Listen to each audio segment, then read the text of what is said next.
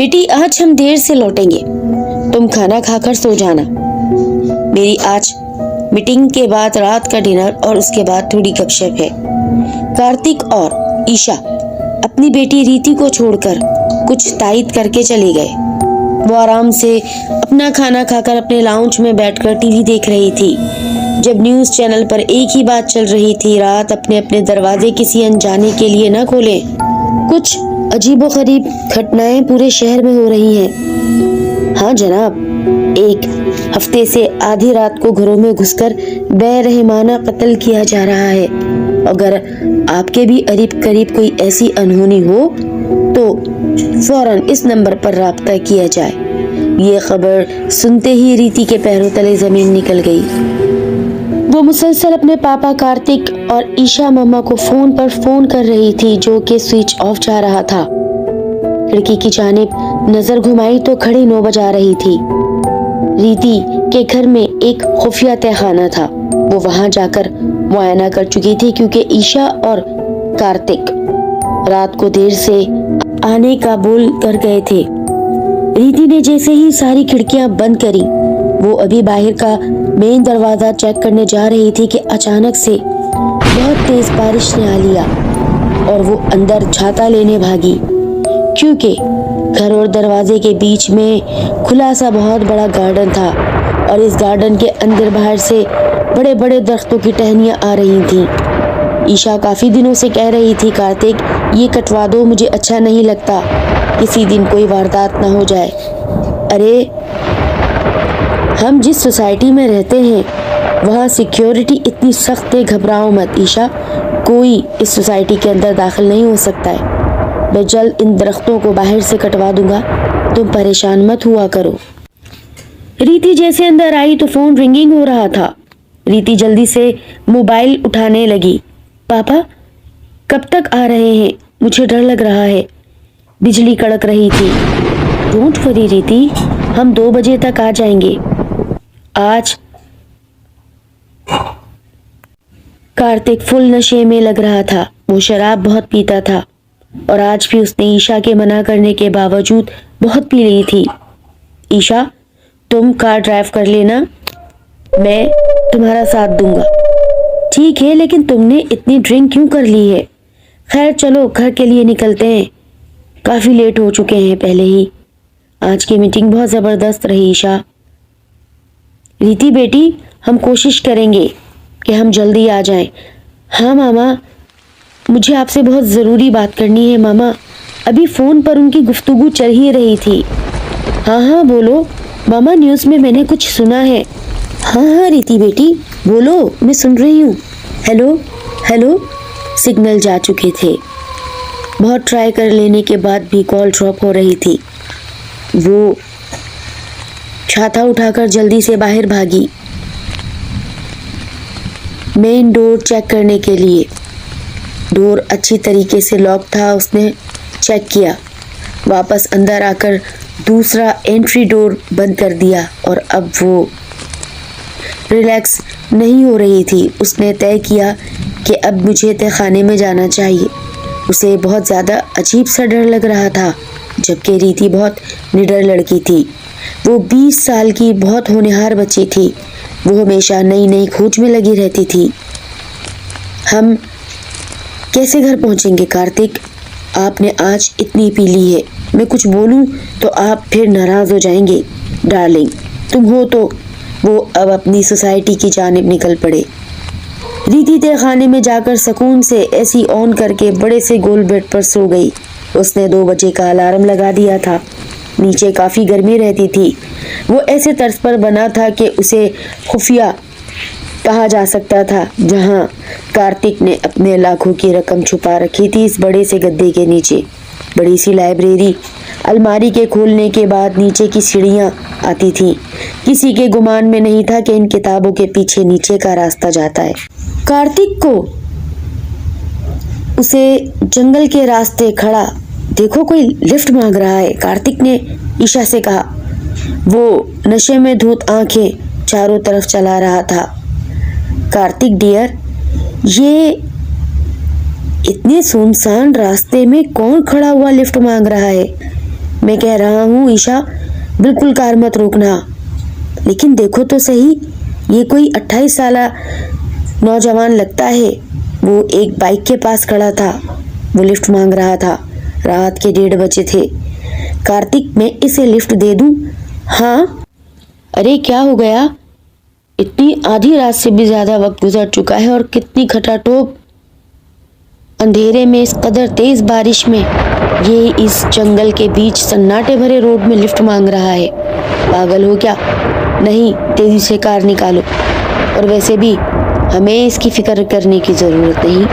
لیکن پھر بھی عیشا نے کار کو سلو کر دیا. وہ ریڈ کیپ لگائے کھڑا تھا اور وائٹ ٹی شرٹ پہنے تھا. ایک حسین نوجوان. عیشا کو اس کا کار کی ہیڈ لائٹ میں چہرہ صاف دکھائی دے رہا تھا. ارے ماما پاپا آ گئے ہوں گے, چلو اوپر چلتی ہوں. 1:45 ہو گئے تھے. جیسے ہی وہ آرام سے سیڑھیوں سے اوپر چڑھنے لگی, اسے ایسا لگا جیسے ماما پاپا آ گئے ہوں. وہ بڑے مطمئن انداز میں جیسے ہی دروازہ ان لاک کرنے لگی, اسے یاد آیا کہ اس نے تو دروازہ لاک کرا تھا. اس کے ماتھے سے پسینے چھوٹنے لگے. وہ بڑی برق رفتاری سے واپس نیچے بھاگی اور اس کی حالت اب بہت زیادہ خراب ہو چکی تھی. وہ خود کو سنبھال نہیں پا رہی تھی اور مسلسل اپنے ماما پاپا کا فون ٹرائی کر رہی تھی. کارتک, اس کے ہاتھ میں کچھ چمک رہا ہے. ٹھہرو, دروازہ مت کھولنا, گلاس نیچے مت کرنا. وہ بالکل کار اس نوجوان کے قریب لا کر روک چکی تھی. وہ نوجوان اپنا کارڈ شو کر رہا تھا. وہ پولیس والا تھا. اور اب کارتک اور عیشا مطمئن ہو گئے تھے. اس سے پہلے کہ عیشا گلاس نیچے کرتی, اچانک فون رنگ ہوا.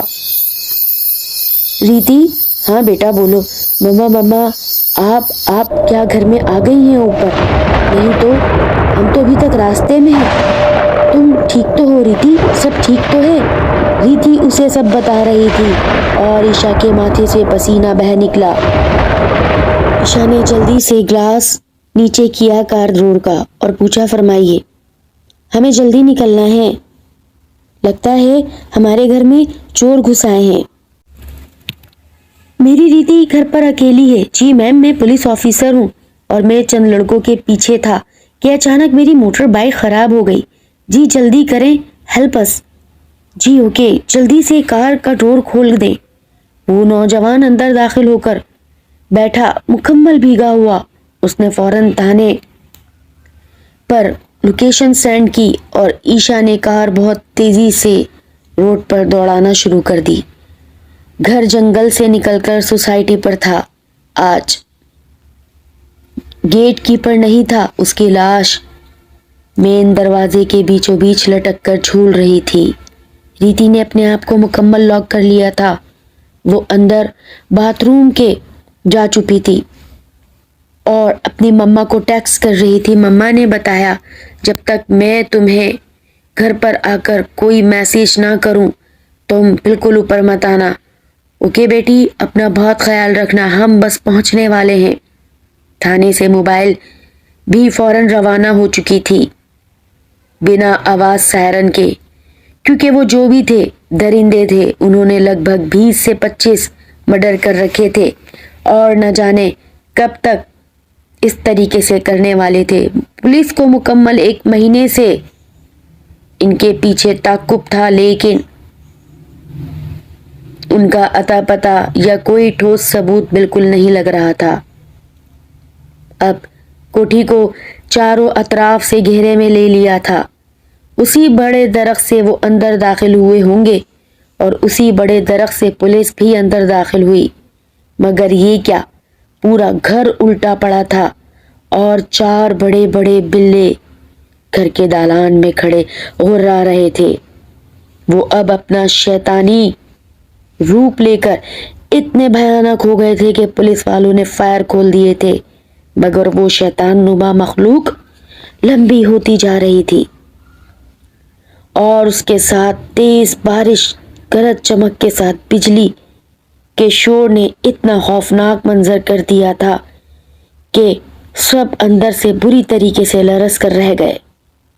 پولیس کے آگے وہ چاروں بلے بڑے بڑے پیروں سے कोठी से बहुत आराम से निकल कर चले गए। अब नई बहस छिड़ गई थी। रीति ऊपर आ चुकी थी। सोचने की बात ये थी कि इन अफरीतों ने रीति को नुकसान नहीं पहुंचाया था, तो वजह बंदिश थी। कोठी का वो तहखाना बिल्कुल पंडित शाम ने नजर बंद करा था। वो अमल का ताला लगाकर वहां से गया था और अभी तक उस दरवाजे पर अमल का ताला था।